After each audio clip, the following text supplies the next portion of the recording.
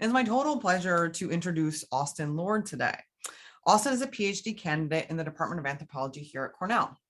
His dissertation looks at the kind of general and the aftermath of the 2015 Nepal earthquake, which we'll hear a lot more about today.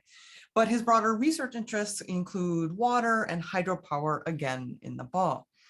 Austin has published quite widely already, with work appearing in journals such as Political Geography, Economic Anthropology, and Himalaya, as well as numerous edited volumes and in online essay collections in places like Environment and Planning and Cultural Anthropology.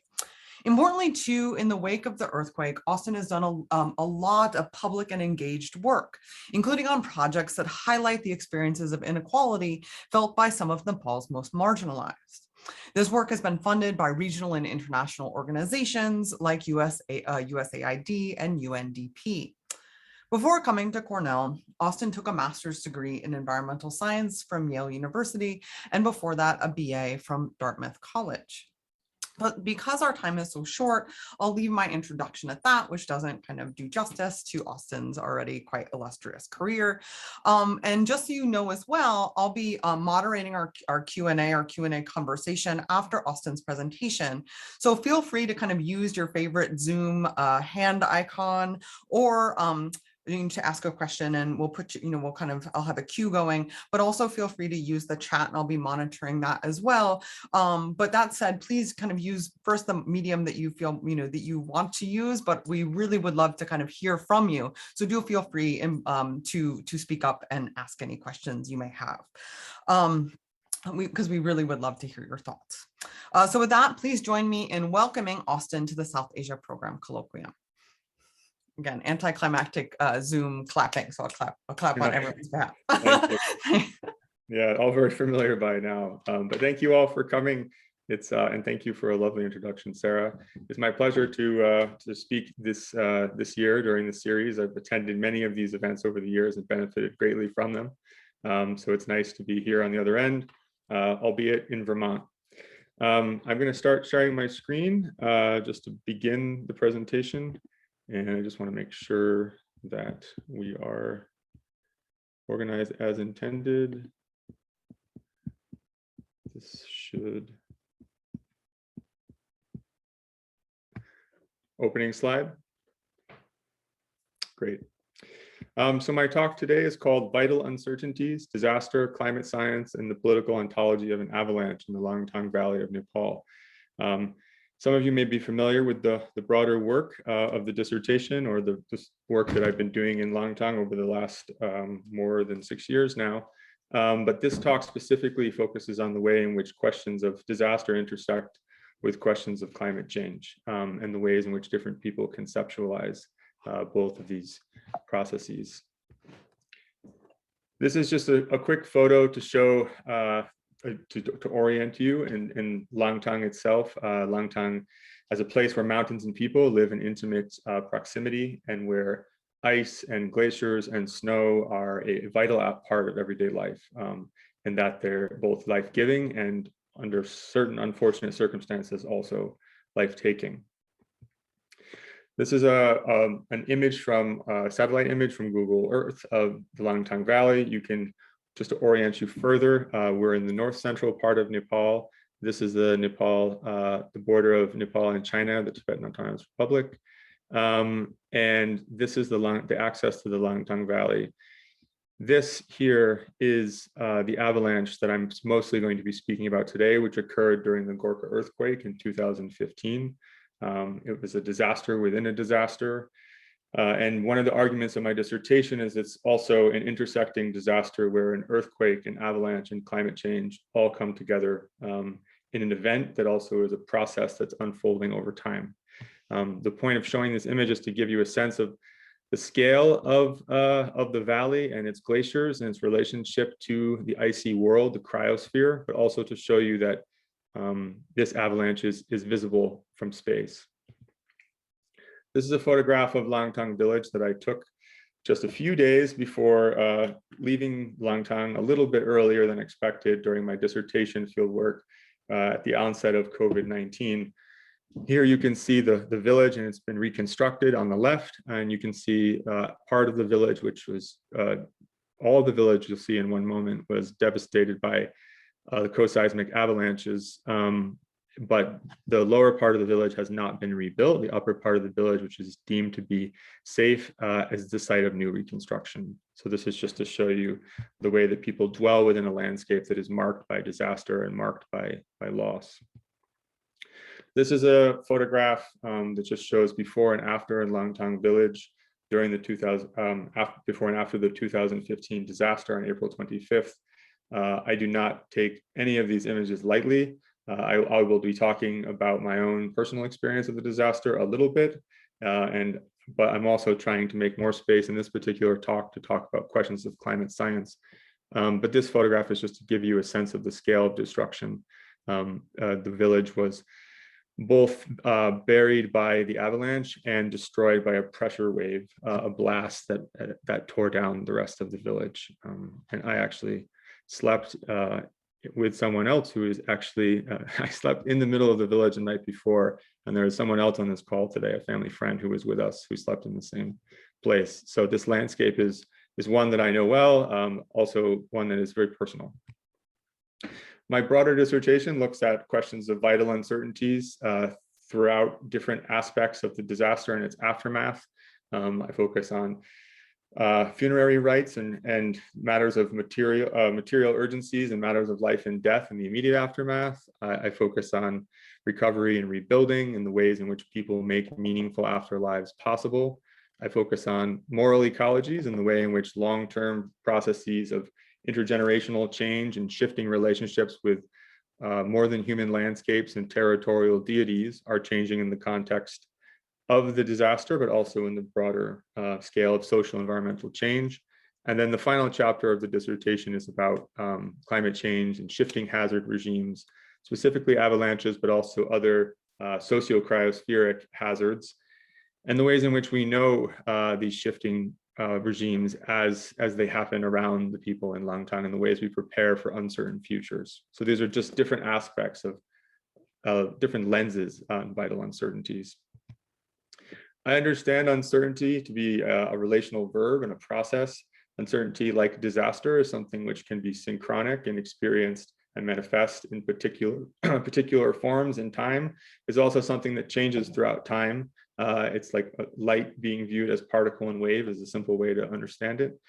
From my perspective, there are always new modes and technologies of organizing uncertainty, which arise and shift and evolve alongside forms of what some scholars have called horizoning work, looking to an uncertain future where the horizon itself requires new ways of inhabiting current massive, overwhelming uncertainties. In this case, wildfires on the edge of science. So I'm talking about avalanches on the edge of science. Uncertainty from above and below is a way that Laila Mehta and her colleagues have theorized some of the ways in which climate science unfolds within multiple knowledge frameworks. And overall, I view uncertainty not as a knowledge problem to be solved, not just known and therefore translated into a language of risk, but a process that reflects shifting values, ontologies, and ethics. And ethics are important for a variety of reasons for me in the context of Langtang and what happened in 2015 and the aftermath. Ethics are a way, as Brian Masumi has said in the past, a way we inhabit uncertainty together. The togetherness is something that's always called into question in the wake of a disaster. Even I, as a survivor of this event, I haven't gone through all this together with the Langtang because they live a very unique and different and uniquely intense uncertainty. But I try to learn from the ways they inhabit uncertainty, and when I can, inhabit uncertainty with them together as a mode of research, which also changes me. But this is all a larger project within questions of climate justice and dealing with climate change as if loss and people and the frameworks that people use to comprehend these losses and these changes matter. My methods are sort of, in general, I would describe my methodology as a relational ethnography of an avalanche. So I'm studying not just the avalanche itself, but all the ontological relationships that connect to the eventfulness and the process of the avalanche. This includes a lot of field research over 5 years, my personal experience of the disaster, as Sarah mentioned, several years of volunteer work in different capacities and post-disaster recovery and construction, specifically in Langtang. Participant observation with a variety of different groups, which is relevant to this talk today, from yak herders to humanitarians to following climate scientists around as they do their work in the high Himalaya. Interviews, focus groups, the sort of classic work of anthropologists, including digital ethnography in the time of COVID, but also before, staying in touch with my friends in Langtang. And some mapping projects and collaborative visual ethnography, which I won't go into too much today, but also participation in international conferences and a discourse analysis of climate science as it changes in the Himalayan region. So this is just to show that Langtang people have been living in close proximity to glaciers, and as Mark Carey has described in the Andes, living and dying with glaciers for centuries. A photograph from the 1970s showing a yak herder's hut, a gorde across the valley from the Lirung Glacier. This is a family gathered in Terpatse Karka at the foot of the Jong Glacier in the 1980s, and it sort of gives you a sense of which life in a very thick and real way is lived in proximity to these glaciers, especially during the high summer seasons when people move to the high pastures with their herds. This is the Jong Glacier recently. It's retreated significantly, and its retreat also has triggered a variety of forms of hazard, rockfall. There was actually a small gloff that burst from the lake at the bottom of this about 15 to 20 years ago. And as a result, that pasture we just saw a photograph of is no longer used. So yak herders are sort of at the forefront of changes in climate because they spend more time in different parts of the landscape and live in close relationship to the environment and pay close attention to these changes. But events like the 2015 disaster bring massive moments of reckoning to the entire Langtang community and to broader publics, which I'll go into. So this dissertation in general is about reckoning with these vital uncertainties, but this chapter and this talk is about, at the simplest level, the ways in which the research of the work being done by climate scientists and the ways they understand the uncertainties of climate science interact with the ways in which the people of Langtang understand these vital uncertainties related to shifting hazards in a landscape shaped by climate change, which is also a moral ecology, which I'll get into in the next part of the talk. This work is not the idea of moral ecology, it's the idea of looking at an epistemological pluralism, the idea of looking at the tensions between different visions of climate change that hold problems of climate change together is not my own. I encourage you to take a screenshot of this slide because all of this work is brilliant and it's just a fraction of the work that's been done on these projects. I just realized now that I didn't put 2021 at the last citation here, but the recent paper by several friends and colleagues is quite excellent. So this is just to show that that climate change itself is multiple, that there's different ways of knowing it, and there's different ways of worlding climate change, which is the ontological aspect. This is the best I could do to simplify sort of the general part of one of the core of the argument, that the avalanche sits at the intersection of three different modes of reckoning with the specific disaster of 2015, which includes the avalanche, reckoning with climate change, which also includes the avalanche, as I'll get to in a second. Research on this specific event has concluded that it's not just the earthquake that caused the intensity and the magnitude, but anomalous snowpack and a variety of other instabilities created by climate change. And then reckoning with moral ecologies, within moral ecologies.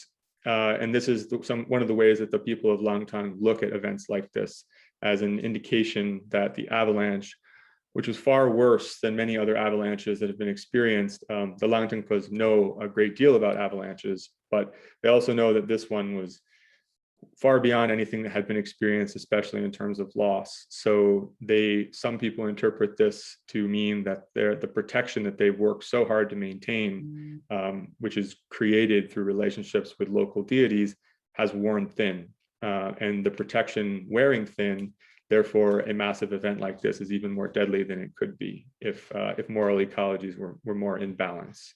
And this is a common explanation of events like this across the Himalayan region.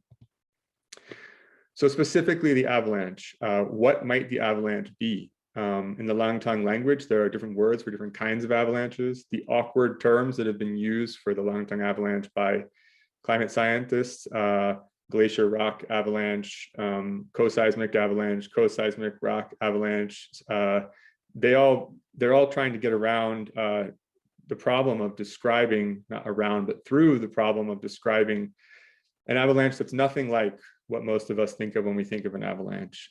This is a massive event, and I'll get into a little bit more of that in a second.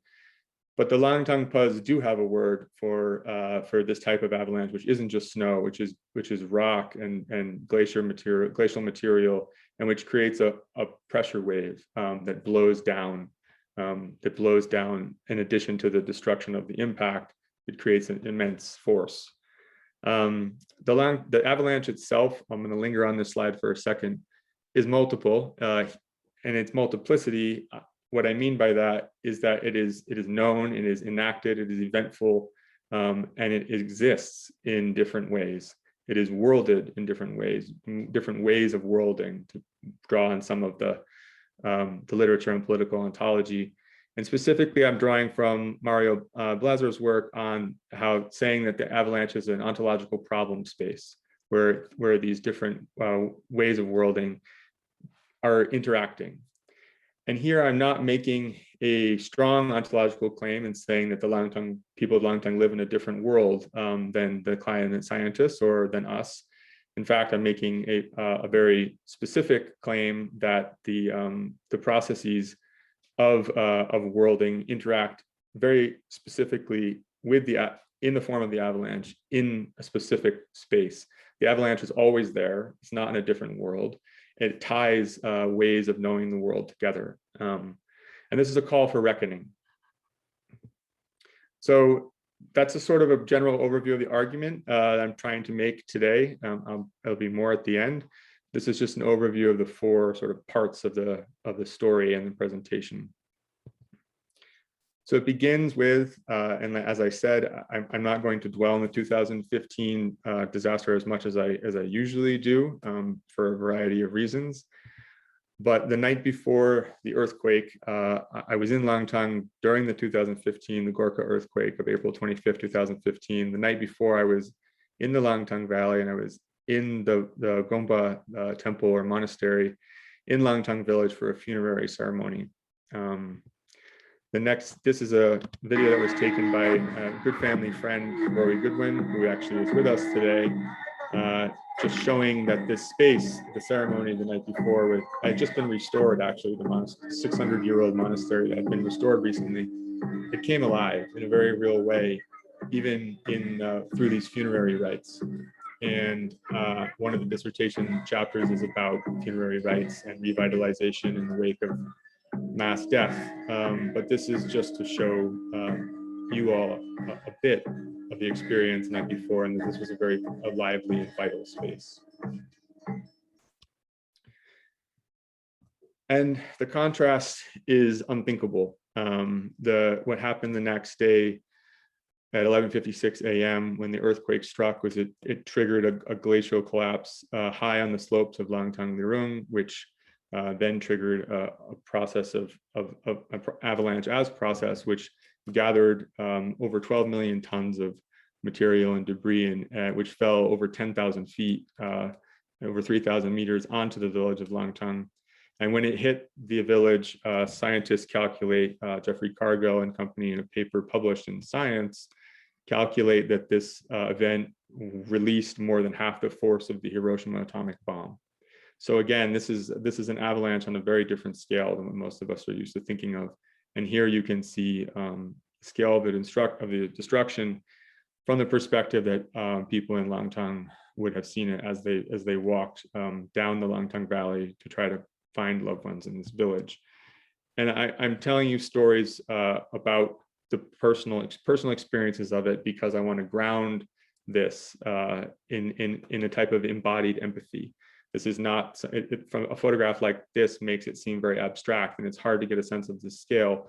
But this was an immense loss on an unthinkable scale for people in Langtang as they gathered in the wake of the disaster, as they tried to figure out what was next, and waited, different people from across the world waiting for evacuation, the survivors.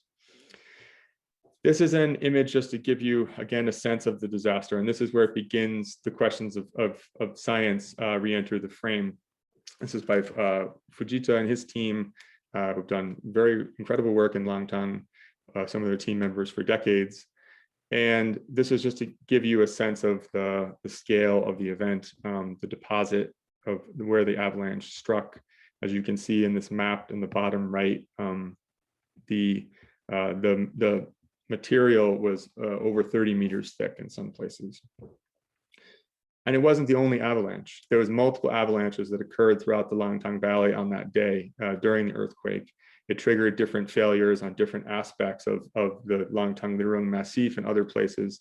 And Langtang village was not the only area that was buried. There was other settlements in the valley that were also damaged. Looking back over centuries, there are other places in the valley that have also been struck by avalanches in the past. And people in Langtang have a very nuanced understanding of the risks, and try to reckon with the uncertainties beyond risks as best they can. But this event was beyond any model that any scientist or any Langtang Phut could have predicted. And that brings us again to the embodied scale, or the embodied experience of this space and of this place. This is a photograph of Dindu, a leader in the Langtang community who I was speaking to at the time of the earthquake. We ran together, we ran away from a landslide that was behind us. We interacted again and again over the next few days, trying to figure out what to do and how to make things better for the people who had survived. And then in October 2015, I traveled many times. I moved back through the avalanche zone, but I walked through with him again. And I took this photograph. It's one of many photographs I've taken. I think it really communicates the human scale of this disaster and the overwhelming scale of this disaster. And the vital uncertainties that shape his experience and his subjectivity of this event are still unknown to me. I know him quite well. I've become friends with him over the years. I've become friends with many people in Langtang, but I will never entirely know what they've gone through in this event. So this is, again, to say as a way I don't take any of this lightly, and I want people to approach this event and questions of climate change as if people mattered, because they do to me. In the aftermath of the earthquake, several processes of revitalization began and took place over long periods of time, in many cases years. The funerary rites that were conducted, as I said, this is a topic of a different dissertation chapter, but the funerary rites conducted in the first 49 days under overwhelming and unprecedented circumstances were an important aspect of this, a different type of vital uncertainty. In what way will my loved ones be reincarnated as they move through the Bardo realms? And on the 49th day after, I experienced this mass Gewa ceremony held at the camp for internally displaced persons in Yelogompa, which was at a monastery called Phuntsuk Choling, Yelogompa, and Swayambhu.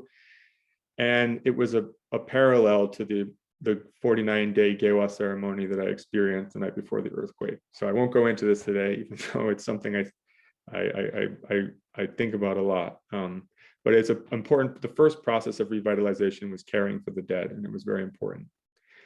As time went on, people came back to the Langtang Valley. They moved through this space again, which is, as I can tell you from personal experience, it's terrifying in many ways.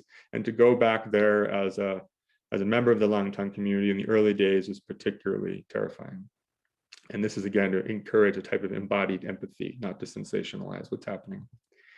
The Langtang people, therefore, in the months thereafter, worked to reinitiate agricultural practices, to hear women digging potatoes and amidst the rubble.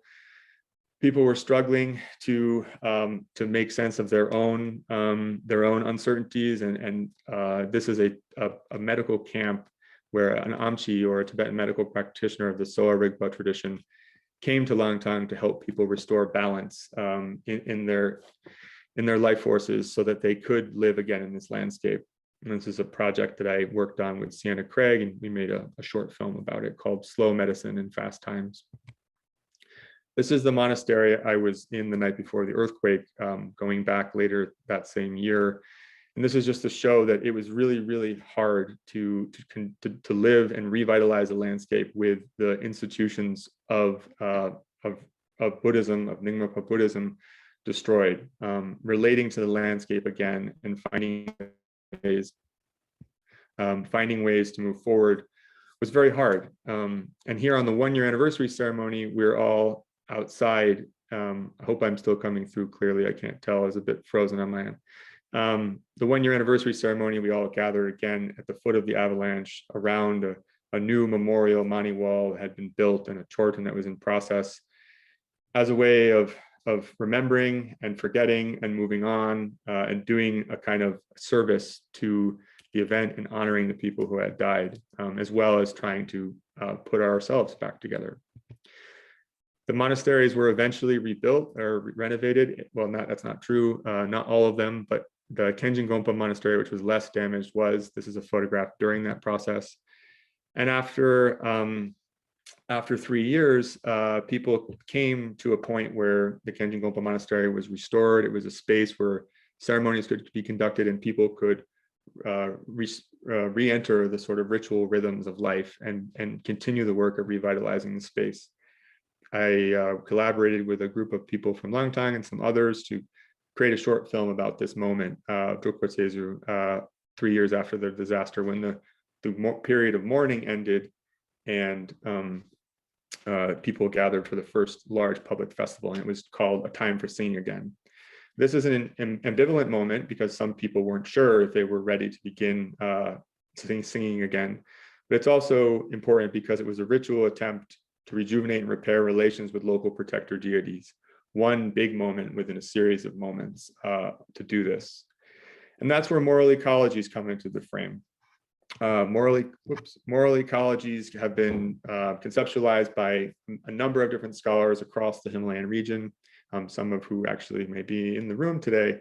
I can't cite everyone because a lot of people have spoken of this, but Himalayan hazards in the Himalayan region are often interpreted in the context of a moral order.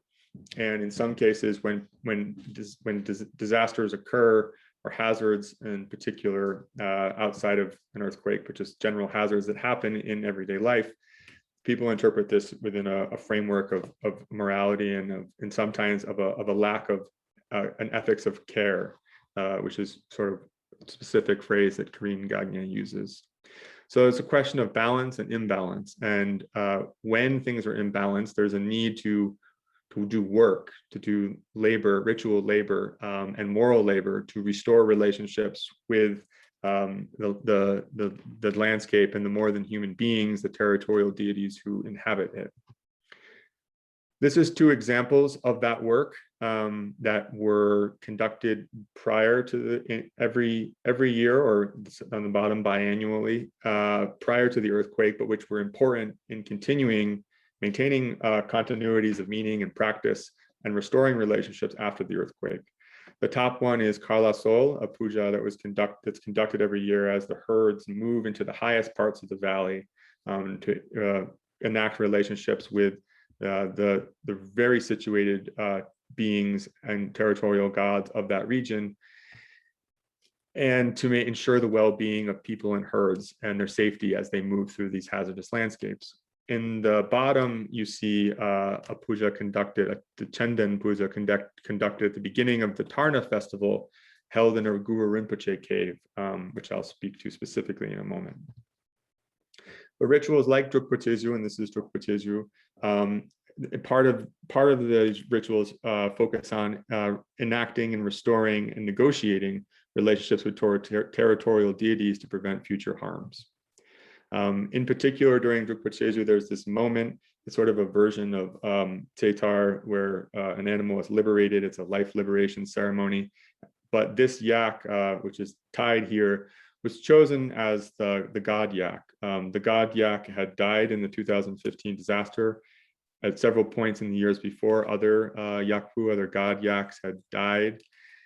And this was an important moment of choosing a new god Yak. And what is done is during the ceremony, you channel the presence of the Yule La, the main protector deity, which is Langtang Lirung, or Geni Lidu, which is the abode and the being of the main territory god that is personified in the mountain of Langtang Lirung, the highest mountain, which is also where the avalanche came from. So one of the major troubles for the Langtangpa experience within the context of these moral ecologies is our inability to continue the rituals as hoped and maintain ritual protections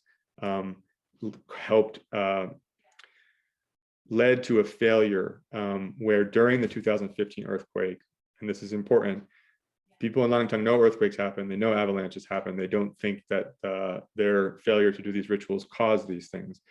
But when this event happened, their ritual protection had worn thin. And the fact that the avalanche came from the domain of the Yule La is particularly troubling. So restoring relationships with this Yule La through ceremonies like Drukpa Tseju and this particular puja at the end is important.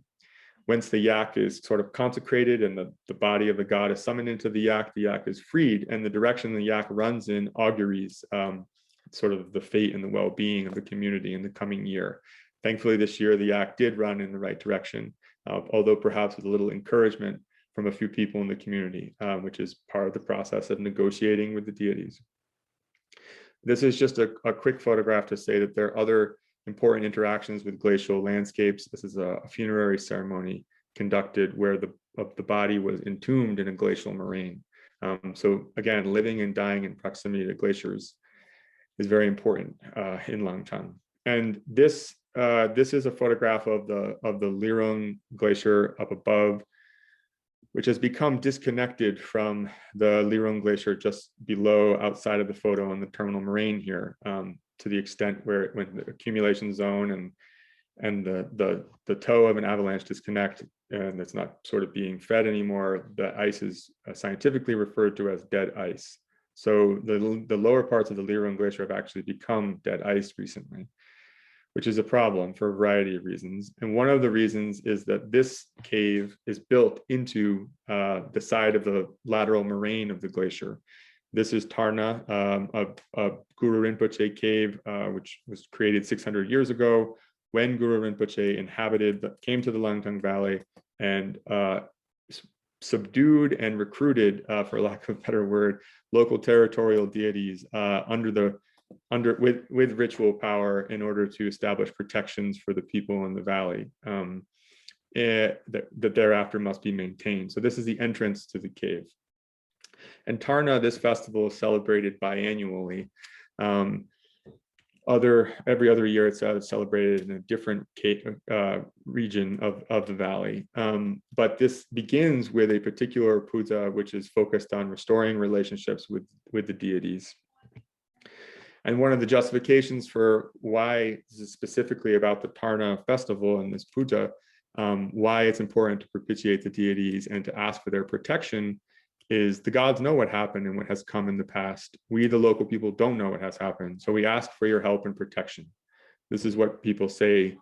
This is what Lama Sangay and others who conduct this puja say to the deities during the context of this puja.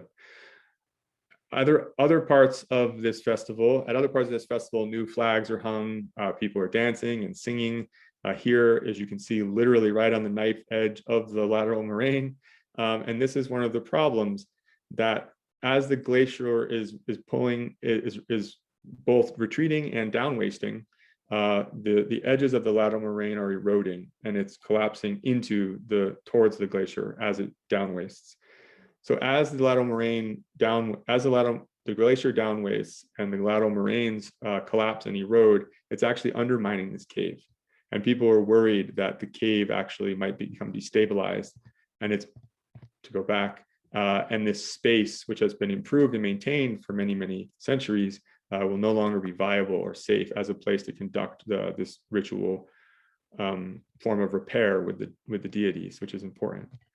So again, these are vital uncertainties in the landscape, and the hazard of the avalanche of 2015 and the specific type of hazards it represents, the most overwhelming vital uncertainty of the landscape, is tied together with these broader concerns about moral ecologies and repairing relations.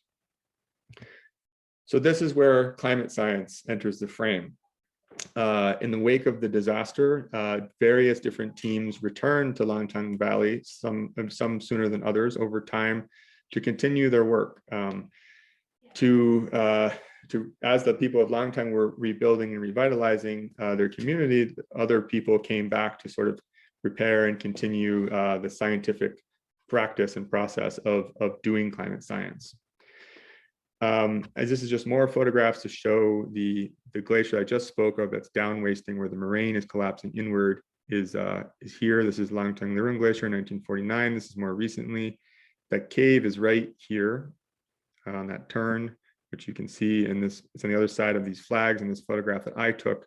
And this is just to show you sort of the extent of retreat. Langtang is considered a research valley by many different scientists, which is an interesting claim. But what it means for them is that it's a place where the scale of the valley and the fact that it's self-contained and it's sort of a single watershed, and that there's so much work being done here.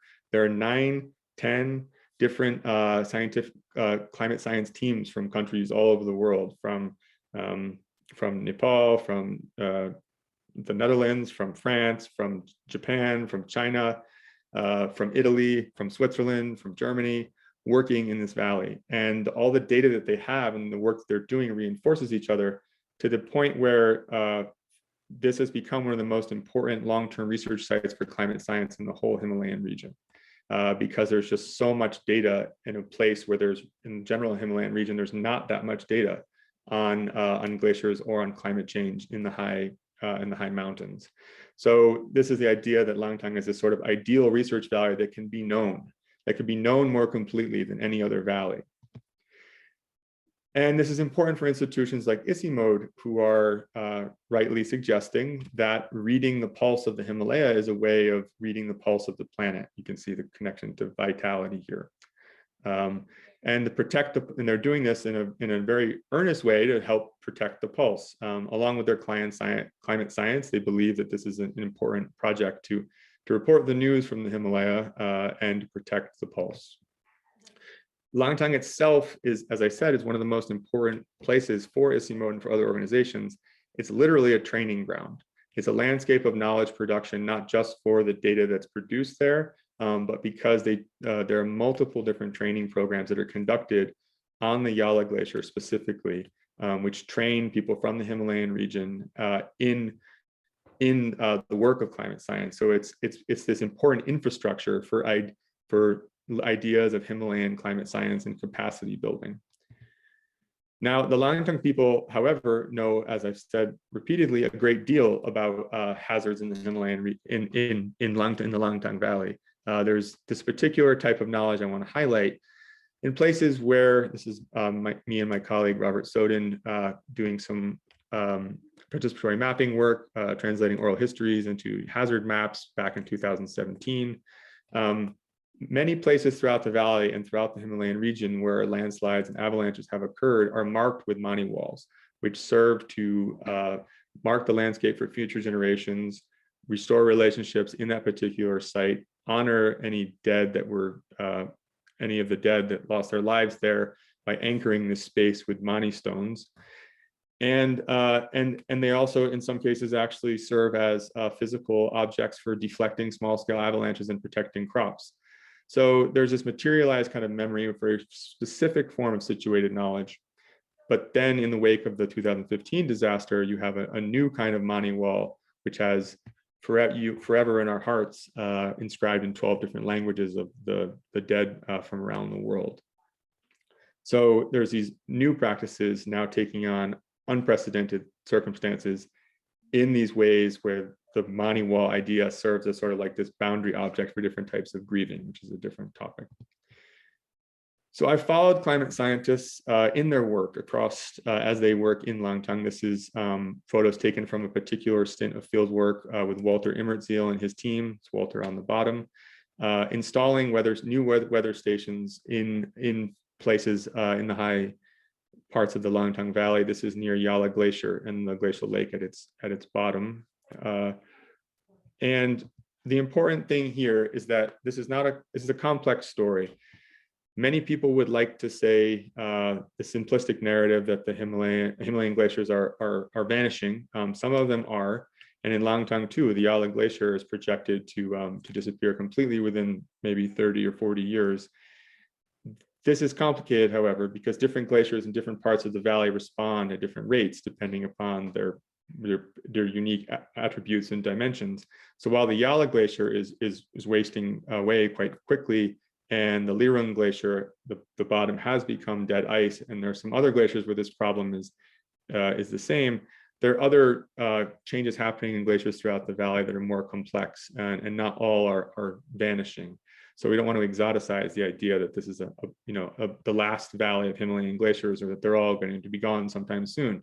They won't. The important thing is to understand how their changes impact signal broader changes for the rest of the world, but then also how they impact the Langtangpa. And to be honest, there's a sort of complicated history with a series of misunderstandings between different research groups and Langtang people about not really knowing what exactly was being done or why this work was being done, parallel to other communities in other mountainous parts of the world where climate science is done, such as in the Andean region where Mark Carey and his team work. But in the wake of the disaster, there was a new sort of kind of dialogue emerging. In part, this was because while institutions are slow to respond, science is something that takes funding and changes quickly or changes slowly over time. People, in particular, several climate scientists who had established long, meaningful relationships with and friendships with people in Langtang over the years, they came to the Yellow Gompa where the Langtang people were displaced, and they tried to help in some ways. And then I sort of helped organize, and we all got together for this meeting at Isimo to try to talk about what Langtang people knew about the disaster itself, and how there might be some spaces for dialogue and collaboration going forward. One of the things that followed this meeting was a presentation by Dortea Stum and Sharad Joshi in the Langtang Yellow Gompa camp about their explaining their work and explaining their perspective on what happened during April 2015. This is a very complicated question where different worlds meet, because as I said before, many people in Langtang believed that they had that their protection had worn thin, and part of the reason the disaster was so devastating was because of a decline in these moral ecologies. In the coming years, slowly, more events started to occur where people, where in general, matching a broader trend in climate science around the world, climate science teams are trying to engage and reflect local concerns and to include local people in more meaningful ways. Now, there's many critiques that have been rightfully put forth over the years by Pasang Yangji Sherpa in particular, and others across the Himalayan region, showing how the work of including local people in Himalayan climate research has not been perfect. And those are absolutely correct. And the trend in Langtang was the same before the earthquake. However, the intensity of the earthquake and the sort of human relationships and the compassion that some people in institutions that conduct climate science felt led to a type of agency that the Langtangpas had a type of heightened agency because people were finally paying attention to some of their concerns.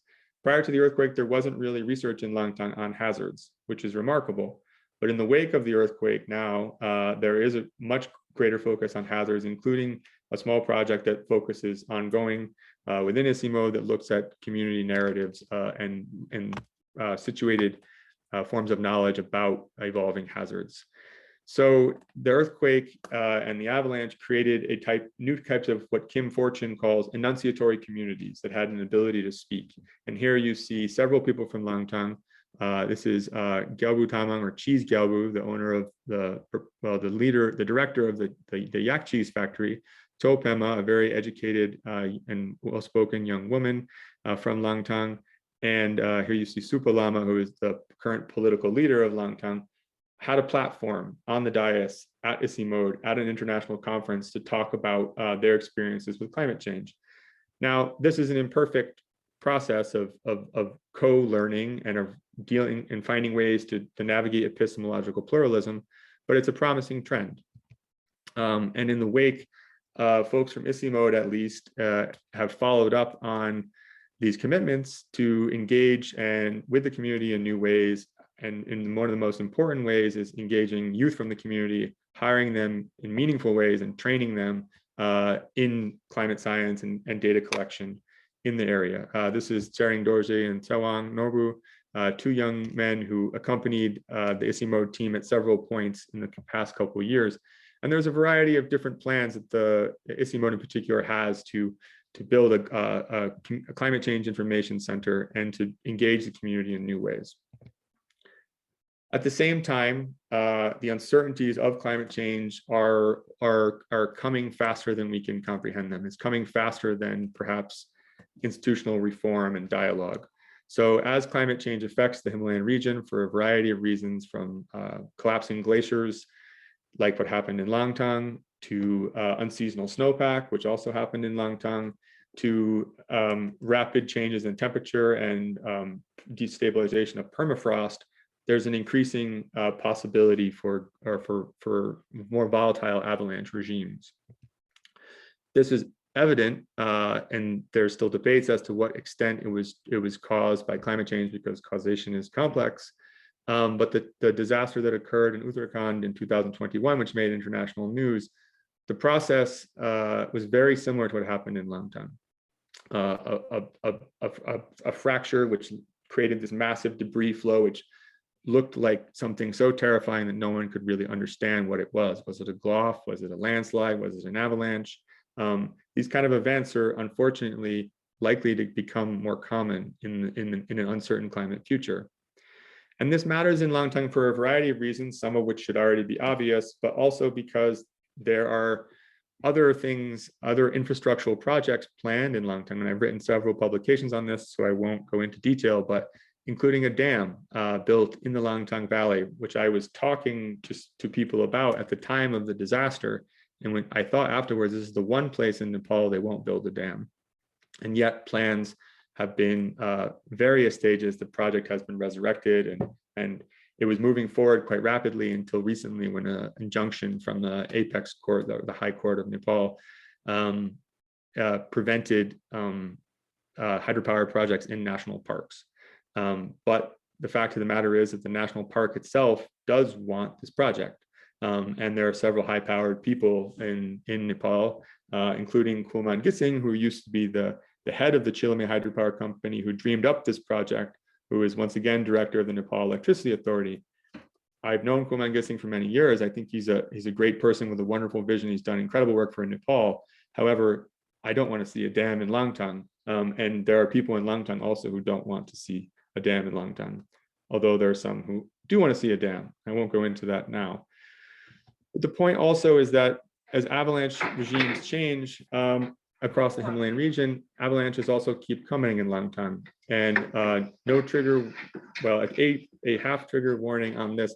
This is the kind of avalanche you want to see in Langtang. This is a powder cloud avalanche. This is the other kind, where all that's coming down is snow, and it's not releasing a pressure wave, and it's not on the scale that's what caused the 2015 disaster.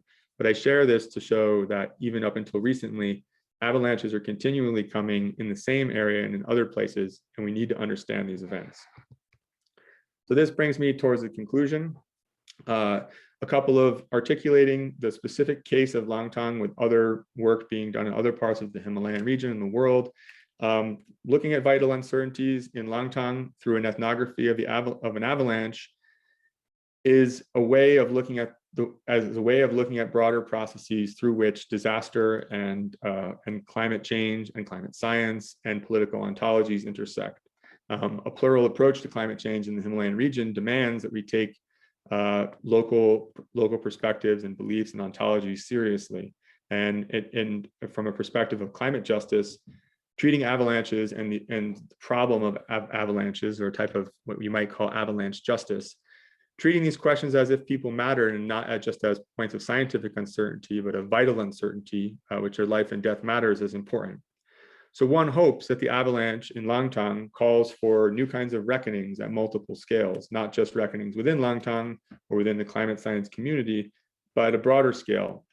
Do events like the Langtang avalanche, if we understand them as connected to climate change, does it begin to matter for us and the rest of the world? Because this is a serious question of climate justice. People in the Himalayan region are dealing with increasing frequency of avalanches because the rest of us can't change our ethical lifestyle. We can't change our lifestyles in ways that reflect a broader environmental ethic. The impacts of climate change are, again, unfortunately and intensely falling on people in Langtang and other places like it. So there's a possibility for the political ontology of an avalanche. These uncertainties, these vital uncertainties, the uncertainties are themselves vital because they shape spaces of possibility. And engaging with these uncertainties and recognizing indeterminacy can also, it can trigger processes of reckoning. It can trigger new forms of dialogue, new forms of research questions. It can also lead in directions we don't quite yet understand. We might not be able to fix the problem of increasing avalanche risk in Langtang, but there might be other problems and other forms of suffering and other ways of dealing with uncertainty that are possible, that comes out of that dialogue. To quote Rebecca Solnit, amongst others who have written about hope, in the spaciousness of uncertainty, there is room to act. And if we identify a shifting space of uncertainty, we also identify shifting spaces to act. And the ethics of climate science, as other people have argued, are incredibly important.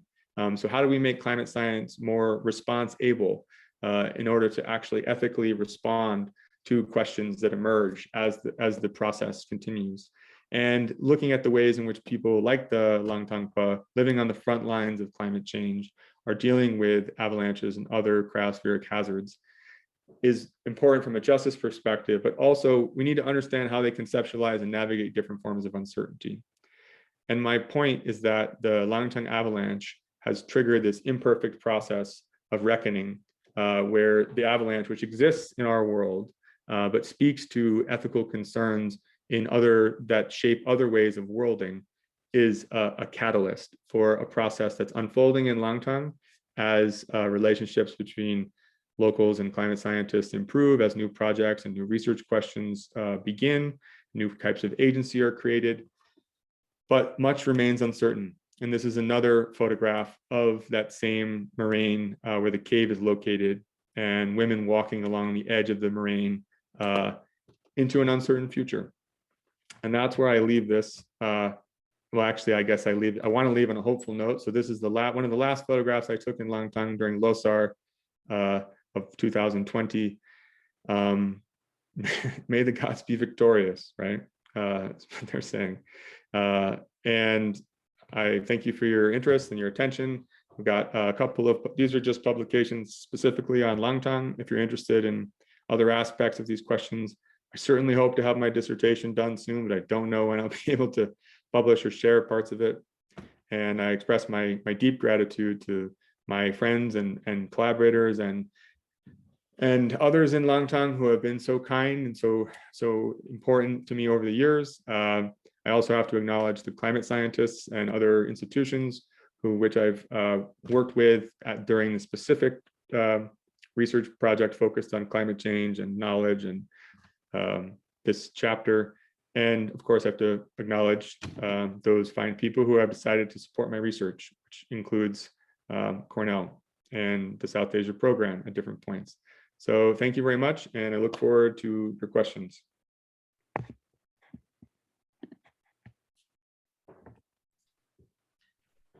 Great. Thank you so much, Austin, for a really fabulous and kind of very broad wide-ranging talk about kind of the context of your dissertation. So at this point, again, I encourage you, please, like for the audience, like use whatever emoticon you you want to kind of jump in the queue for the conversation. If you feel like you want to use the chat, I'll monitor that as well.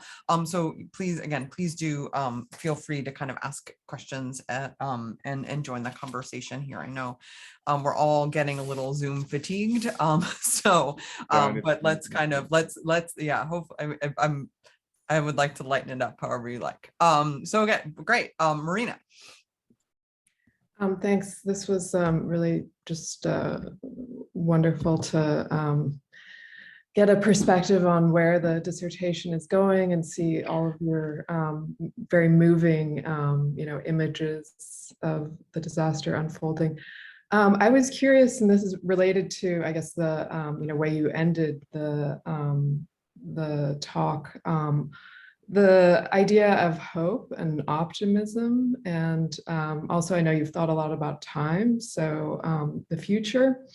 I'm wondering, and then you ended with the image of like, may the gods be victorious. I was wondering to what extent your Langtang interlocutors, express how they talk about future hope and optimism, or do they have a kind of distinctive language? And maybe that's related to the gods being victorious. If you could speak a little bit to that, but also, are there, how might more kind of dismal and less optimistic perspectives on the future be expressed? Yeah, thank you, Marina. As I think our conversations have certainly focused on this many times, there's a variety of different orientations to the future in Langtang, and they're uneven throughout the community. Their hope is something that emerges in thin forms at certain moments. It's something that had to emerge in very radical forms at certain points in the aftermath, such as in the immediate aftermath, in the practice of guiding the souls of the deceased towards fortunate rebirths. But in general, one of the things I'm trying to which I'm writing about in the dissertation is the way in which the future is constantly experienced and conjugated in the tense of the future imperfect, of something that is, and by that it's a double entendre. It's both the fact that it's not quite ideal, which is the sort of common way of using the idea of imperfect futures or a future imperfect. When I say future is imperfect, I also mean that the tense of the work that's done in order to anticipate and inhabit a future that might not be hopeful, and that for many is not optimistic. Hope and optimism, hope without optimism being sort of the framework that I use. So the point of that is that the future imperfect is an ongoing, is the future continuous, right? It's not saying it will be done by a certain point. It's saying at a certain point in the future, looking back, we will still be doing this. So it's the tense of maintenance. It's the tense of ongoing vitalization. It's the tense of creating these relationships with local deities in order to maintain the vitality of life. And it's also the tense of a reincarnation, and on an ongoing way, as the future is constantly being worked on in karmic time. So I don't want, that's sort of complicated. I don't want to go into too much of the literature on hope in particular, but there are many different types of hope, and in Langtang, hope emerges in certain spaces, and it was critical to helping people get through different phases of the disaster, some of which I'm referring to in the dissertation as the bardos of disaster that the living actually had to move through as well. But hope is not evenly distributed. It's enacted in different ways. It requires work and different tactics to sort of get by in terrifying circumstances. And with things like climate change and proposed roads and dams that might change the valley's character intensely, along with the general anxiety about intergenerational change and will the kids come back, which I think is common in many places of the world like this, the future is imperfect. And there are many ways of relating to and dealing with that. And this chapter, and that's sort of what I mean by these vital uncertainties, is there are different ways, each of the each of these vital uncertainties, more like a clusters of vital uncertainties, reflect a different way of a mode of uncertainty that helps them orient towards futures imperfect, and in some cases creates hope, and others creates something a little more ambivalent. Thank you for the question. Great. Thanks so much. I guess I'll maybe just hop in here at this point, maybe to ask a similar question about the conclusion, but also in a way you're bookending a little bit in the talk around justice, and what you kind of what justice kind of meant theoretically, but also kind of what it meant vernacularly and kind of in everyday life. And I'm kind of captivated, right? Or, kind of thinking about the relationship between moral ecologies and moral economies. As a kind of conceptual theoretical kind of framework, and in the moral economy, obviously, right, the concept of justice is very much built into what a moral economy kind of is and what constitutes its undoing, right, as something that is emically oriented and very much relational. But I was kind of captivated by what kind of climate justice kind of means. Well, first with this political ontology / moral ecology kind of / enunciatory community theoretical framework. There's a couple of them, right, where it kind of comes in and out. But particularly, I guess, the moral ecologies kind of framework. And it sounds like, maybe this is maybe I'll kind of ask a question of what it sounds like you're doing is trying to kind of think about justice through this kind of ontological kind of frame, but also kind of this, right, the space in which justice is relational, but it's relational amongst kind of power where climate scientists, villagers, and kind of the ephemeral, the otherworldly kind of make sense within what constitutes justice and its undoing. But I guess my question, also here too, right, in the kind of practical kind of notion of justice, it's a theoretical kind of notion of justice. The practical kind of notion of justice is like what does climate justice mean in the context of land constantly sliding down the mountain, right? And like in like what does justice look like? How could it be enacted? How could it be grasped and worked on by the folks that you work with in this context of incredible uncertainty? Like what is justice in that context? So kind of theoretically and then in practice. It's an incredibly well-phrased question and a massive topic of concern. To start sort of at the end, I think for the Langtang Valley, justice is, well, to start at the beginning after the disaster, justice for them was the ability to self-determine if they could move back to the valley. In the immediate aftermath, everyone was displaced, living in Kathmandu. There was questions sort of with high-level officials about to what extent they could even go back, right? And people were afraid that they would have to go to other places. They knew that events like this had happened at different points in the past, not on this magnitude. And as I said, they built up sort of this knowledge over time that allowed them to both manage the horizons of expectation for hazards like this, and then practice and continue the ritual practices of maintaining these moral ecologies, right? So for them in the immediate aftermath, the basic argument to them, what would be justice would be the ability and the right to self-determine and go back and rebuild and meaningful lives in the way that they thought was necessary.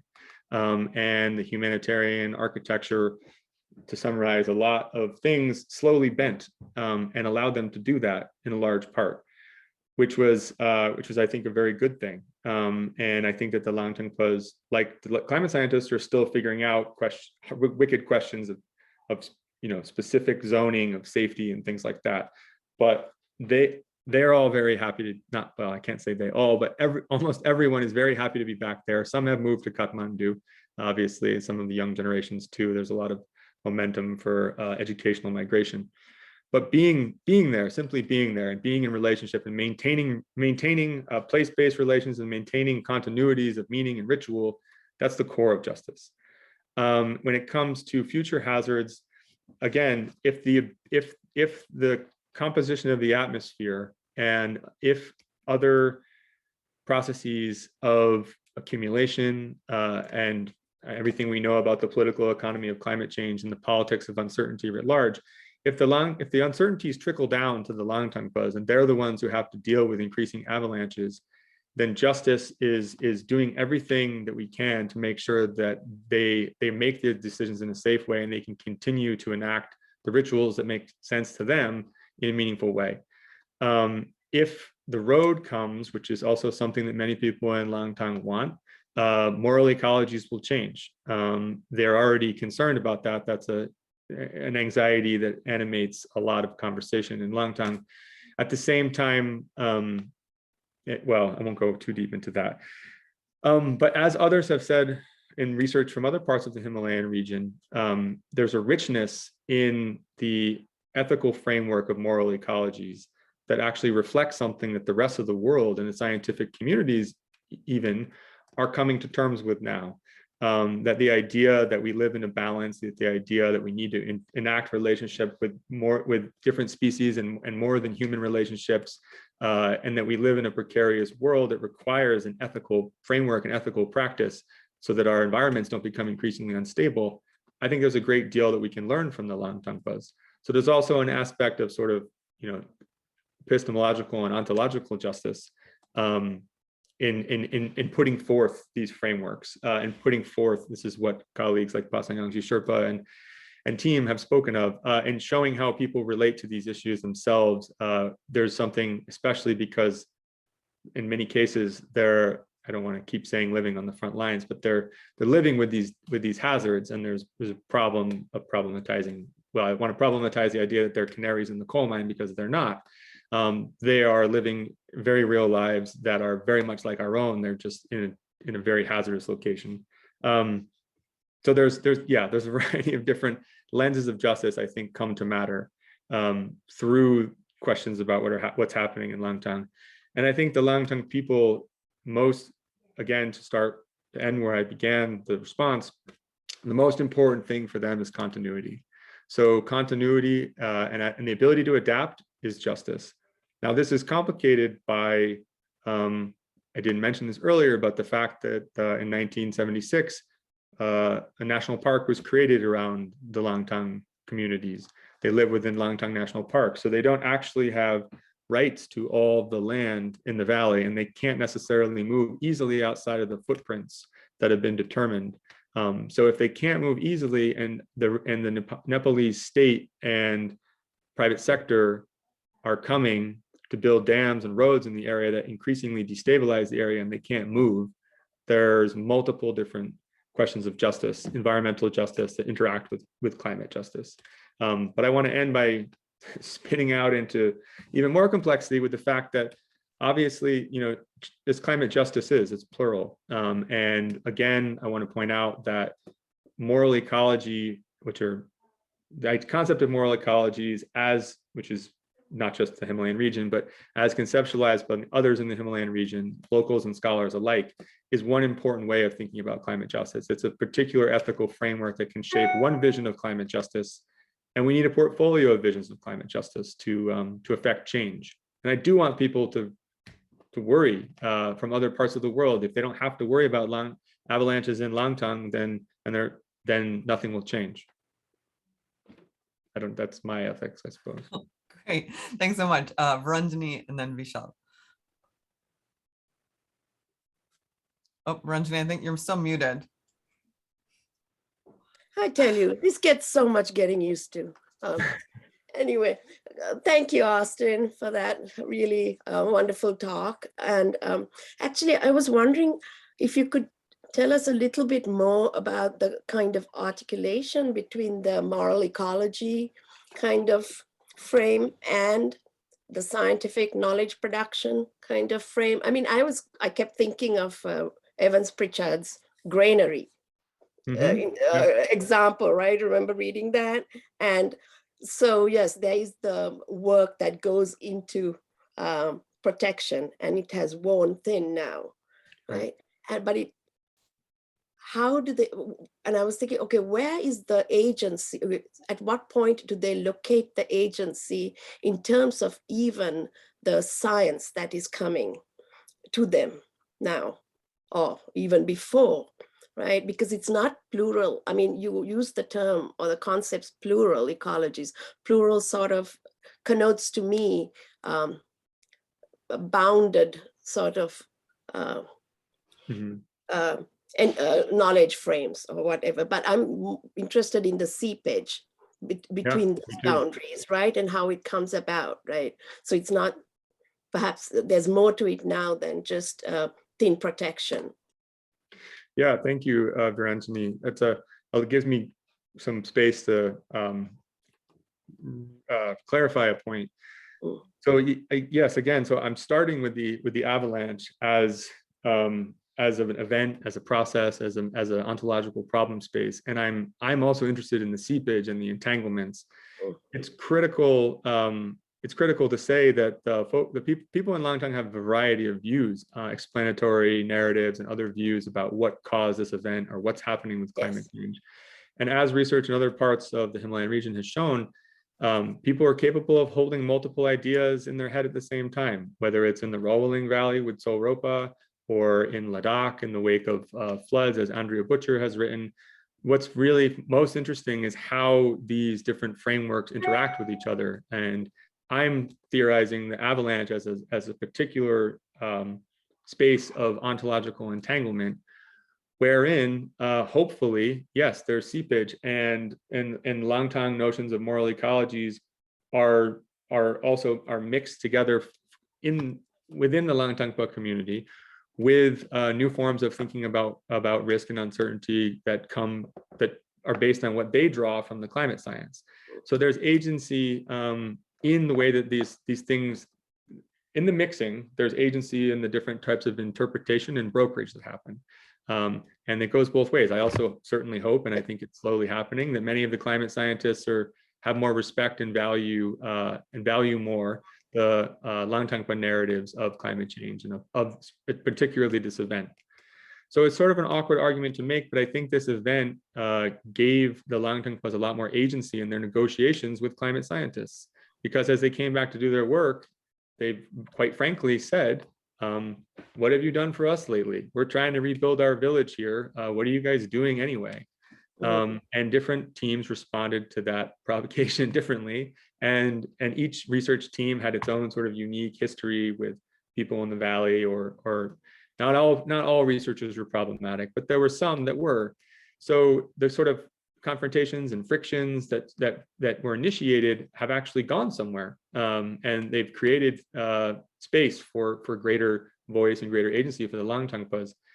And I highlighted this briefly at the end, but I think that the Langtangpa youth are in particular the most important, you could say, sort of knowledge brokers, if you want to use that concept. But when it comes to talking about how climate change is known and what the avalanche might be, the young people in Langtang are really important actors in shaping the way that these different epistemologies and ontologies are seeped or entangled or in friction.